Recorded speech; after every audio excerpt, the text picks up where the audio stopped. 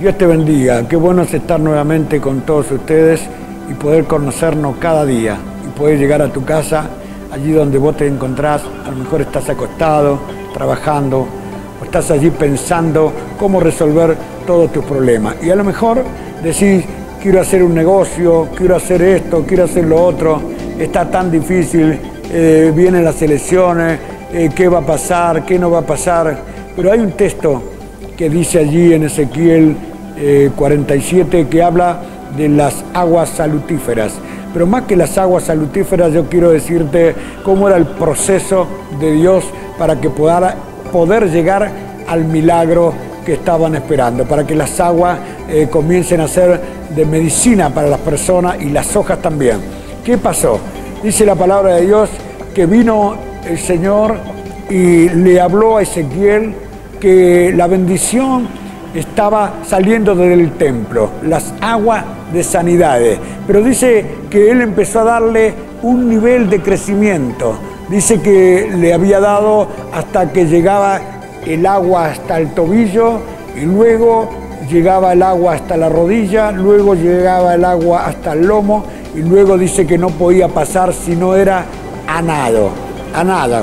Entonces uno estaba nadando y todo eso era la bendición que Dios tenía para ellos. ¿Qué quiero decirte en este día? Cuando usted va a la playa o va a un río y se quiere bañar, cuando el agua te llega hasta el tobillo, si usted se queda parado en la costa, allí en el borde, usted lo único que va a tener es el agua que va y que viene y que va a recibir toda la basura que tira el agua que viene a la orilla y va a estar rodeando sus pies. Pero si usted se pone para adentro y va caminando, el agua va llegando hasta la rodilla, va llegando hasta la cintura y luego va a tener que empezar a nadar.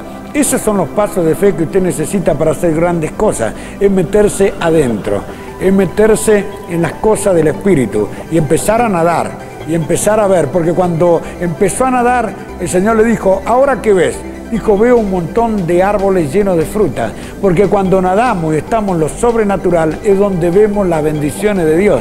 Porque si estamos en la orilla, no vamos a ver las bendiciones de Dios, porque vamos a ver todo lo que ve este mundo, todo lo que habla este mundo, y que todo lo que habla este mundo y tiene este mundo pasa, los deseos de la carne, la vanagloria de los hombres, todas esas cosas pasan, pero la palabra de Dios dura para siempre. Por eso yo te invito, si vos querés hacer cosas grandes, tenés que meterte aguas adentro y tenés que animarte, tenés que hacerlo, porque si vos te quedás al lado de la estufa, ahora que viene el invierno, y querés estar allí con tus pantuflas al lado de la estufa y ver cómo pasa la vida, está todo bien.